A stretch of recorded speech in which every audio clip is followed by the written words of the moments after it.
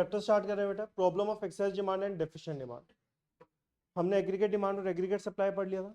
Aggregate demand के major component क्या थे? C plus I. Aggregate supply के मेजर कंपोनेंट क्या थे? C plus S. और इक्विलिब्रियम पॉइंट कहाँ आता है? जब एडी किसके इक्वल हो जाएगा? एएस के इक्वल हो जाएगा, वही इक्विलिब्रियम पॉइंट है। अब केन्स ने बेटा, जब भी हम इक्विलिब्रियम पॉइंट पढ़ते हैं, हम पढ़ते हैं फुल पॉइंट पर, कि जिस पॉइंट पर दोनों चीजें क्या हो जाएंगी? इक्वल हो जाएगी। बट केन्स की जो थ्योरी है, जो हम पढ़ रहे हैं केन्स की थ्योरी, उस थ्योरी के पॉइंट ऑफ व्यू से क्या होता है कि वो कहते हैं कि तीन तरह के इक्विलिब्रियम पॉइंट आते हैं। एक होता है ओवर फुल एम्प्लॉयमेंट इक्विलिब्रियम, एक होता है less than full employment equilibrium, और एक होता है फुल एम्प्लॉयमेंट इक्विलिब्रियम। हमने फुल पॉइंट तो पढ़ लिया, जब एडी किसके इक्वल होगा? एएस। उस टाइम पर हमने दो चीजें और पढ़ी थी, कि जब एडी किससे ज्यादा हो सकता है? एएस से, और एडी क्या हो सकता है? एएस से कम हो सकता है। तो वही चीजें हमने इसमें पढ़नी है कि एक्सेस डिमांड कब हो। देखो, एक्सेस डिमांड होने के पॉइंट क्या होते हैं? जब एडी क्या होगा? एएस से ज्यादा हो। एडी क्या होगा? एएस से ज्यादा। When aggregate demand is more than aggregate supply is known as excess demand. क्या बोलते हैं उसको हम? Excess demand. और बेटा हम प्लान के पॉइंट से पढ़ रहे हैं सारा। हम कहते हैं जब एग्रीगेट डिमांड रिक्वायर्ड जो है वो कम होगा किससे? Aggregate demand actual. मतलब जब एक्चुअल ज्यादा है किससे? रिक्वायर्ड से, that is known as excess demand. क्या बोलते हैं इसको? तब भी हम एक्सेस डिमांड। तो दो पॉइंट होते हैं एक्सेस डिमांड के, when AD is more than AS, और AD actual is more than AD required is known as excess demand. कोई डाउट यहां तक? अब पॉइंट आता है बेटा, जो गैप आता है, गैप किस किस के बीच है? Aggregate demand required, sorry, actual and aggregate demand required. इनका जो गैप होगा that is known as inflationary gap. क्या बोलते हैं इसको? Inflationary gap. बेसिकली हमने पढ़ा था एडी इंक्रीज हो रहा है। एडी इंक्रीज कब होता है? जब मनी सप्लाई मार्केट में क्या होगी? इंक्रीज। मनी सप्लाई क्या होगी मार्केट में? इंक्रीज। तो ही मार्केट में एडी इंक्रीज होगा। और जब हमने पढ़ा हुआ है, एक नॉर्मल सा पॉइंट है, जब मनी सप्लाई इंक्रीज होती है तो उससे क्या होता है मार्केट में? इन्फ्लेशन। क्या होती है मार्केट में? इन्फ्लेशन। समझ आया point? So when AD is more than AS और actual aggregate demand is more than the required aggregate demand is known as excess demand और इन्फ्लेशनरी गैप। कोई डाउट? अब आता है बेटा कॉजेस क्या है इसके, एग्रीगेट डिमांड इंक्रीज क्यों हो रहा है। देखो, अगर हम बात करें एडी के मेजर कंपोनेंट क्या होते हैं? सी प्लस आई प्लस जी प्लस एक्स माइनस एम, यही पॉइंट होते हैं। सो हमने वो फैक्टर्स देखना है जिससे एग्रीगेट डिमांड क्या हो रहा है? इंक्रीज। क्या होना चाहिए? इंक्रीज। यही फैक्टर देखने। सो अगर कंजप्शन इंक्रीज हो रही है मार्केट में, कंजप्शन क्या हो रही है? इंक्रीज। कंजप्शन कब इंक्रीज होगी? इट मींस एमपीसी क्या हो रहा है आपका? इंक्रीज। और एमपीएस क्या हो रहा है आपका? डिक्रीज।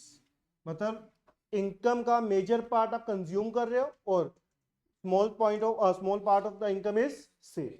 तो इससे क्या हो रहा है? मार्केट में पैसा ज्यादा आ रहा है। पैसा ज्यादा आएगा तो ऑटोमेटिकली मनी सप्लाई क्या होगी? इंक्रीज। समझ आया पॉइंट? सेकंड पॉइंट है बेटा इन्वेस्टमेंट। इन्वेस्टमेंट क्या हो रही है? इंक्रीज। क्यों इंक्रीज हो रही है? क्योंकि बुलिश एक्सपेक्टेशन। बुलिश मतलब हमें लग रहा है कि बिजनेस अप जाएंगे, इन्वेस्टमेंट इंक्रीज करनी चाहिए क्योंकि हमें इससे रिटर्न ज्यादा मिले। तो अगर इन्वेस्टमेंट इंक्रीज होगी तो ऑटोमेटिकली एडी भी क्या होगा? इंक्रीज। क्लियर? गवर्नमेंट एक्सपेंडिचर क्या कर रही है बेटा? इंक्रीज। गवर्नमेंट एक्सपेंडिचर क्या कर रही है? इंक्रीज। अब एक्सपेंडिचर इंक्रीज होगा तो ऑटोमेटिकली मनी सप्लाई भी इंक्रीज होगी। एक्सपोर्ट क्या हो रहा है बेटा? इंक्रीज। क्या हो रहा है? Export increase. एक्सपोर्ट ज्यादा करेंगे तो पैसा मार्केट में आएगा तो मनी सप्लाई क्या हो जाएगी? इंक्रीज। इंपोर्ट क्या हो रहे हैं? कम। इंपोर्ट कम होंगे तो पैसा बच जाएगा तो ऑटोमेटिकली मनी सप्लाई मार्केट में रहेगी तो एडी इंक्रीज होगा। और एक इसमें लास्ट पॉइंट लिखा हुआ बेटा मैंने, टैक्सेस। टैक्सेस क्या होंगे? रिड्यूस। क्या होंगे? Taxes reduce. कैसे? लेट अस से मेरी इनकम 10,000 है, गवर्नमेंट मुझसे 1,000 का टैक्स ले रही है, रिमेनिंग अमाउंट कितनी है? 9। ये मार्केट में मैं खर्च कर सकता हूँ, मेरी मर्जी इसमें से सेव कर रहा हूँ नहीं कर रहा हूँ, मैं मान के चलो सारा खर्च कर रहा हूँ, तो ये क्या होगा? मेरे डिस्पोजेबल इनकम आ गई। सेम अगर मान लो इनकम अभी भी 10 है, गवर्नमेंट कहती है अभी काम कर, टैक्सेस 500 रुपए दे दे, कितना बचा? मार्केट में क्या हो जाएगी? एडी इंक्रीज हो रहा है, दैट इज एक्सेस डिमांड। समझ आया पॉइंट? कोई डाउट तो नहीं बेटा इसमें? सो कंजप्शन भी इंक्रीज होगी, इन्वेस्टमेंट भी इंक्रीज होगी, एक्सपेंडिचर भी इंक्रीज होगा, एक्सपोर्ट भी इंक्रीज होगी, इंपोर्ट क्या होंगे? डिक्रीज। और टैक्सेस भी क्या हो जाएंगे? डिक्रीज। Any doubt? तो इसकी कर्व कैसे बनेगी? जो ये मैंने कर्व बनाई है मैं एक बार बनाकर दिखा देता हूं। ये एग्रीगेट सप्लाई है बेटा हमारी, ये एग्रीगेट डिमांड रिक्वायर्ड है जो मुझे चाहिए किसके लिए, इक्विलिब्रियम पॉइंट के लिए, यहां पर इक्विलिब्रियम पॉइंट आएगा। बट जो एक्चुअल एग्रीगेट डिमांड था अभी हमने पढ़ा क्या होगा, एडी से ज्यादा है रिक्वायर्ड से, तो यहां रहा इक्विलिब्रियम पॉइंट, जो ये गैप है that gap is known as inflationary gap. क्या बोलते हैं उसको हम, सेम इसको, इस गैप को क्या बोलेंगे हम, इन्फ्लेशनरी गैप। कोई डाउट है बेटा यहां तक, पक्का इजी है। अब इसका इफेक्ट क्या होगा बेटा, एम्प्लॉयमेंट पर, आउटपुट पर और प्राइस, एम्प्लॉयमेंट आउटपुट और प्राइस।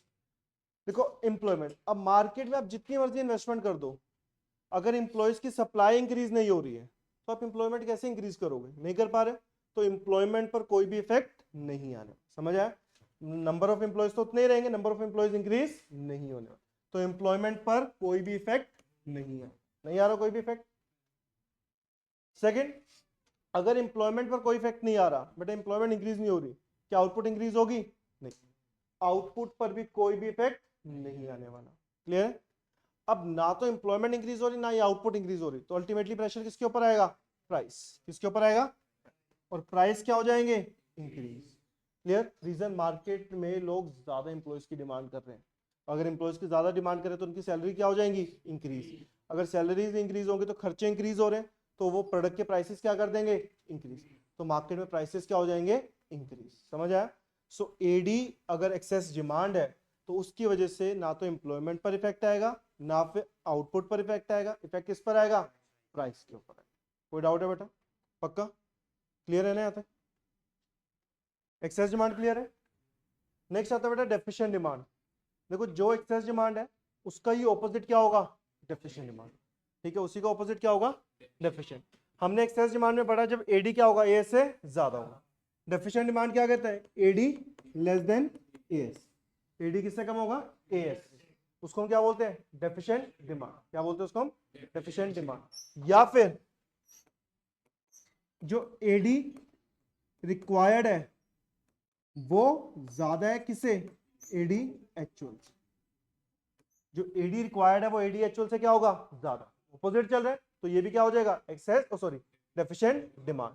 और जो इनका गैप होगा वो गैप कौन सा होगा, डिफ्लेशनरी गैप, कौन सा गैप होगा, डिफ्लेशनरी गैप, इजी है। अब देखो यहां पर पर्सन तो काम करना चाहता है बट उसको काम नहीं मिल रहा, मेरे को कोई कहे सर आपको काम करना है, हाँ जी मुझे काम करना है बट मुझे काम नहीं मिल रहा, तो यहां पर कौन सी इंप्लॉयमेंट आती है, इनवॉलंटरी अनएम्प्लॉयड।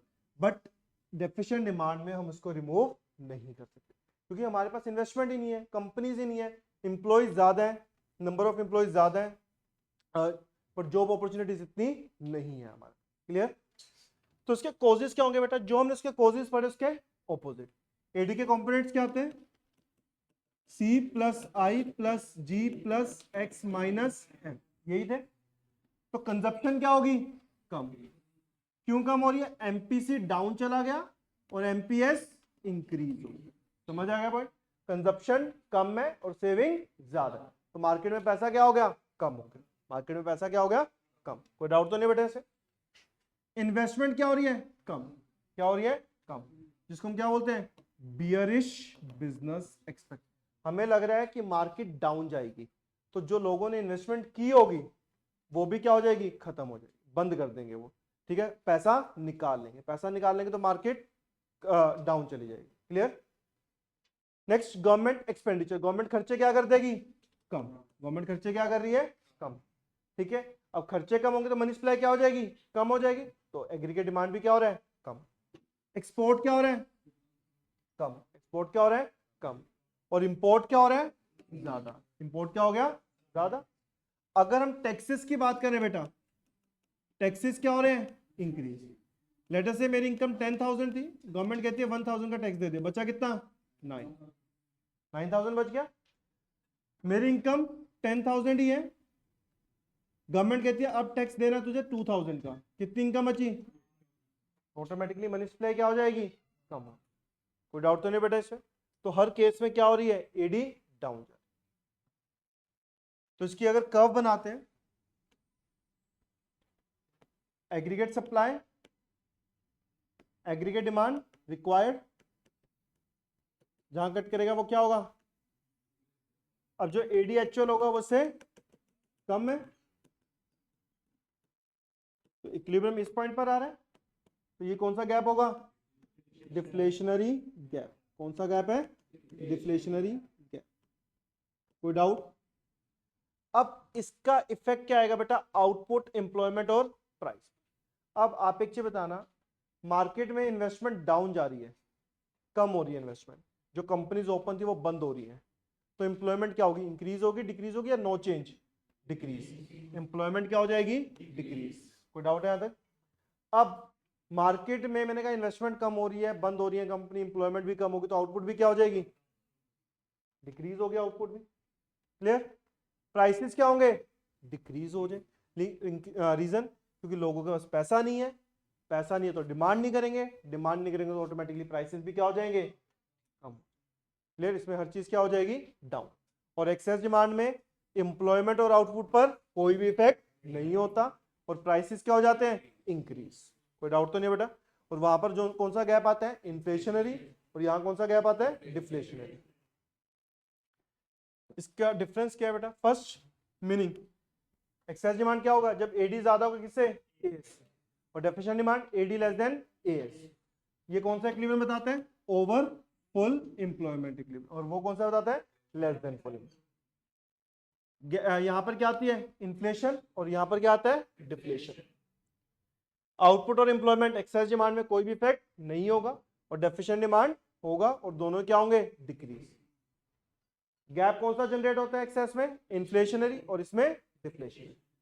कोस क्या रहेगा इसका, इंक्रीज इन मनी सप्लाई, और इसका कोस क्या रहेगा, डिक्रीज इन मनी सप्लाई। कोई डाउट तो नहीं बेटा इसमें। अब आते हैं नेक्स्ट पॉइंट पर, how to control excess demand and deficient demand. इसको कैसे कंट्रोल कर सकते हैं बेटा, दो तरह की पॉलिसी होती है, एक होता है मॉनेटरी पॉलिसी और एक होती है फिस्कल पॉलिसी। पहले हम पढ़ेंगे मॉनेटरी, फिर है फिस्कल। मॉनेटरी हमने पढ़ी हुई है बैंकिंग वाले चैप्टर में भी, ठीक है। दो तरह की पॉलिसी होती है इसमें, क्वांटिटेटिव और क्वालिटेटिव। क्वांटिटेटिव में फर्स्ट पॉइंट आता है बैंक रेट। थोड़ा जल्दी से पॉइंट कर लेते हैं क्योंकि सारे करे हुए हैं। बैंक रेट क्या होता है, जिस रेट पर सेंट्रल बैंक किसको लोन देता है, कमर्शियल बैंक, उसको हम क्या बोलते हैं, बैंक रेट। और अगर मार्केट में एक्सेस डिमांड है, मतलब मनी सप्लाई ज्यादा है, तो वो रेट इंक्रीज कर देगा, जिससे कमर्शियल बैंक के लिए लोन क्या हो जाएंगे, एक्सपेंसिव, और वो फर्दर पब्लिक के लिए लोन क्या कर देगा, एक्सपेंसिव, जिससे मनी सप्लाई क्या हो जाएगी, कम, and vice versa. Second, CRR, cash reserve ratio, क्या होता है, amount of deposit is to be kept reserve by commercial bank by with central bank. किसके पास रखना पड़ेगा, सेंट्रल। कौन रखेगा, कमर्शियल बैंक। और कौन रेट डिसाइड करता है, सेंट्रल बैंक, RBI। ठीक है। अगर मनी सप्लाई ज्यादा है तो रेट ज्यादा हो जाएगा, जिससे उनका पैसा सबसे ज्यादा किसके पास चला जाएगा, RBI के, एंड वाइसा वर्सा। कोई डाउट।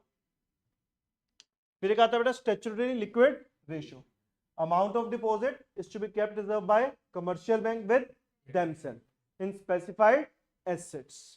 क्लियर। और रेट कौन डिसाइड करेगा, ये भी RBI। अगर मनी सप्लाई ज्यादा है तो रेट इंक्रीज हो जाएगा, मनी सप्लाई कम है तो रेट डिक्रीज हो जाएगा। फिर ओपन मार्केट ऑपरेशन, क्या होता है, sale and purchase of security. In case of excess demand sale करेंगे, जिसे कमर्शियल बैंक परचेज करेगा, उसके पैसा किसके पास चला जाएगा, RBI, और उसकी लिक्विडिटी क्या हो जाएगी, कम, and vice versa।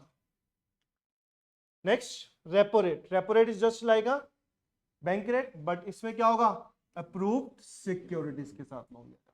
क्लियर। फिर एक आता है बेटा रिवर्स रेपो रेट।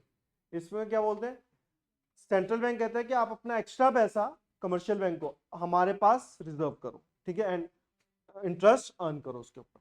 तो अगर मनी सप्लाई ज्यादा है तो सेंट्रल बैंक क्या करते हैं, इस रेट को इंक्रीज कर देगा, ताकि कमर्शियल बैंक अट्रैक्ट होकर ज्यादा से ज्यादा पैसा किसके पास रखे, RBI, and vice versa.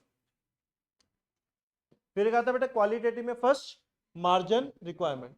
Margin requirement क्या होती है, difference between the amount of loan and security offer. Clear. अगर मार्केट में एक्सेस डिमांड है तो वो क्या करेंगे, ज्यादा कर देंगे मार्जिन, ताकि लोगों को कम लोन मिले, and vice versa. Next credit rationing या फिर सिलेक्टिव क्रेडिट कंट्रोल कि पर पर्सन कितना लोन होगा। अगर मनी सप्लाई ज्यादा है तो पर पर्सन लोन की कैपेसिटी क्या हो जाएगी, कम। अगर मनी सप्लाई कम है तो पर पर्सन लोन की कैपेसिटी क्या हो जाएगी, ज्यादा। आया समझिए पॉइंट। फिर एक आता है बेटा हमारा जो सेकंड पॉइंट है फिस्कल पॉलिसी। फिस्कल पॉलिसी कौन सी होती है, गवर्नमेंट की revenue and expenditure policy. Government अपने रेवेन्यू और एक्सपेंडिचर पॉलिसी के थ्रू कैसे कंट्रोल कर सकते हैं मनी सप्लाई को। फर्स्ट पॉइंट आता है गवर्नमेंट एक्सपेंडिचर। अगर एक्सेस डिमांड है तो गवर्नमेंट एक्सपेंडिचर ज्यादा करे कम करे, कम, क्योंकि मार्केट में अगर ज्यादा करे तो और पैसा ज्यादा आ जाएगा। तो गवर्नमेंट एक्सपेंडिचर क्या करे, कम, जिससे मनी सप्लाई क्या हो जाएगी, कम, and vice versa. Second point आता है बेटा इसमें हमारा टैक्सेस। अगर एक्सेस डिमांड है तो गवर्नमेंट टैक्सेस क्या कर दे, ज्यादा, ताकि लोगों के पास पैसा कम बचे, and vice versa.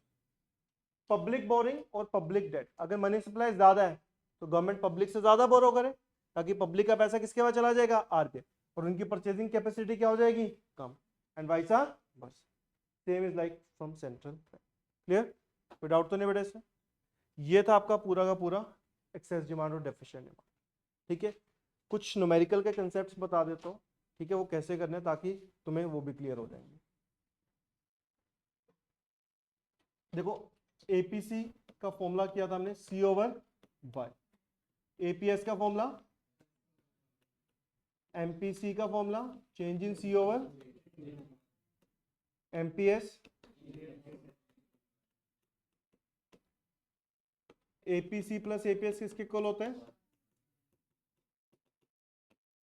MPC plus MPS किसके इक्वल होते हैं, एमपीसी को डिनोट करते हैं बी से और एमपीएस को बीटा, किससे डिनोट करते हैं, बीटा। क्लियर। उसके बाद एडी का फॉर्मूला क्या होता है, सी प्लस आई, एएस का which is also equal to income, income का फॉर्मूला होता है consumption plus saving. Clear, and saving is always equal to investment. उसके बाद सी की इक्वेशन होती है C note plus B Y, C nought autonomous, B Y induced, और B क्या होता है एमपीसी। एस जो वैल्यू है उसके आगे क्या लग जाएगा, minus plus beta Y, beta क्या होता है एमपी। क्लियर है। उसके बाद मल्टीप्लायर के फॉर्मूले थे change in income over 1/1 minus और 1/एमपीएस। क्लियर, ये कुछ फॉर्मूला है। अब क्वेश्चन कैसे आते हैं, लेटर से आपको दिया हुआ है एपीसी की वैल्यू 0.4 है, एपीएस कैलकुलेट करो, निकल जाएगा। एपीसी की वैल्यू 0.4 है, एपीएस निकालना है 1 माइनस 0.4 0.67। समझ आया। ऐसे सेम एमपीएस के साथ भी हो सकता है। अब मान के चलो आपको क्वेश्चन में इक्वेशन दी हुई है, ये सी नोट दिया हुआ है 150, सी नोट क्या दिया हुआ है 150, एमपीसी दिया हुआ है, उन्होंने लिखा है एमपीसी के लिए 40% of additional income is consumed. क्या लिखा हुआ है, 40% of additional income is consumed. उन्होंने अगर कुछ ऐसे वर्डिंग्स लिखी हुई है that is known as MPC, क्या लिखा होगा एमपीसी। 40% है तो पॉइंट्स में कितना होगा 0.4, एमपीसी कितना होगा 0.4। कहते हैं इनकम 2000, सेविंग कैलकुलेट करो with the help of this function. ठीक है, C equal to C note plus, C naught कितने हैं, B कितने हैं इंटू 2000, कितना आ गया 950 आ गया, और इनकम में से कंजप्शन माइनस करेंगे क्या आ जाएगी, इनकम कितनी है, कंजप्शन कितनी है, सेविंग कितना हो गया 105। क्लियर। इस तरह से क्वेश्चन, या फिर अगर उन्होंने ना बोला तो इस इक्वेशन को यूज करो, हम दूसरा तरीका क्या कर सकते थे, सीधा सेविंग की इक्वेशन निकालते हैं। सी नोट दिया हुआ 150, मैंने कहा उसके आगे क्या लगा देंगे माइनस, एमपीसी दिया कितना 0.4, और एमपीएस क्या होगा फिर 1 में से 0.4 माइनस कर दें, कितना आएगा 0.6, इंटू वाई कितना है 2000, कितना आएगा तब भी 10। अब जैसे मर्जी कर सकते हो। क्लियर, कोई डाउट तो नहीं बेटा इसमें। अब थर्ड पॉइंट, आपको जैसे स्टेटमेंट वाइज क्वेश्चन आ सकता है, मतलब इस टाइप के क्वेश्चन तो हो ही जाएंगे। एक पॉइंट पूछ सकते हैं आपसे, कंजप्शन फंक्शन बताओ। क्या बताओ, कंजप्शन, ऐसी क्वेश्चन दिए, पॉइंट्स दिए, कहेंगे कंजप्शन फंक्शन बताओ। कुछ नहीं है, बस इक्वेशन में वैल्यू पुट करके छोड़ देंगे, उसमें इनकम नहीं दी होगी, इनकम की जगह वाई रहेगा, ठीक है। बाकी सारा कंसेप्ट सेम है, बस 2000 की जगह क्या आएगा, वाई, बाकी कंसेप्ट सेम रहेगा। कंजप्शन फंक्शन, सेविंग फंक्शन, अगर ऐसा कुछ पूछा होगा। अब एक पॉइंट आ सकता है, लाइक उन्होंने कहा the ratio of MPC and MPS is 4:1 and at that time investment multiplier is 4, बस। तो क्या करना, कुछ भी नहीं बताया हुआ, तो ये ट्रू फॉल्स क्वेश्चन, ठीक है। उन्होंने कहा एमपीसी और एमपीएस की रेशियो कितनी है, 4:1। अब बेटा यहाँ पर बच्चे पता क्या कंफ्यूजन क्रिएट करते हैं कि सर एमपीएस 4 है, एमपीएस 1। अरे अभी हमने पढ़ा एमपीसी और एमपीएस की वैल्यू तो 1 से ज्यादा हो ही नहीं सकती, तो मैं कैसे एमपीसी को 4 कर सकता हूँ, एमपीसी 4 तो हो ही नहीं सकता कभी भी। तो हमने इनका मतलब ये है कि एमपीसी अगर 1 है तो एमपीएस क्या है उसका, सॉरी एमपीएस 1 है तो एमपीसी उसका 4 टाइम्स है, ये बोल रहे हैं वो ये नहीं बोल रहे कि अगर वो 2 है तो वो 8 है, वो ये नहीं बोलना चाहते, उसका 4 टाइम है। तो मैं क्या करता हूं, मैं एमपीसी एमपीएस को 1 ले लूं, एमपीएस एक्स है तो एमपीसी कितना होगा 4x, तो 5x इक्वल टू 1, तो x की वैल्यू कितनी आ गई 0.2, x क्या है एमपीएस। तो मल्टीप्लाई निकाल के देख लेते हैं कि वो 4 आ रहा है, क्योंकि उन्होंने कहा था अगर ये रेशियो है तो एमपी मल्टीप्लाई कितना होगा 4। तो यहाँ पर वैल्यू पुट करके देख लेते हैं, 1/0.2 कितना आया 5। तो उसका मतलब ये तो स्टेटमेंट गलत है, क्लियर, ये आपको प्रूव करके दिखाना होगा। फिर आपको मल्टीप्लायर के क्वेश्चन आ सकते हैं, जैसे आपको क्या करा होगा, उसमें एमपीसी दिया होगा, चेंज इन इन्वेस्टमेंट दिया होगा, कहेंगे चेंज इन इनकम निकालो, कोई नहीं, मान लो लेटर से चेंज इन इन्वेस्टमेंट 100 करोड़ है और एमपीसी यही ले लेते हैं 0.4, तो पहले इस फॉर्मूले से मल्टीप्लाई निकल जाएगा, 0.6 ले लेते हैं ताकि कैलकुलेशन इजी हो जाएगी। 1/1 माइनस 0.6 कितना 0.4, 10/4 2.5, तो मल्टीप्लाई कितना आ गया 2.5। तो 2.5 चेंज इन इनकम कैलकुलेट करनी है, इन्वेस्टमेंट 100 है तो चेंज इन इनकम कितनी आ गई 250। समझ आया, ऐसे क्वेश्चन हो जाएंगे। मेरी तरफ से पूरी determination of income and employment वाली यूनिट कंप्लीट है, नेक्स्ट क्लास में इसका, ठीक है।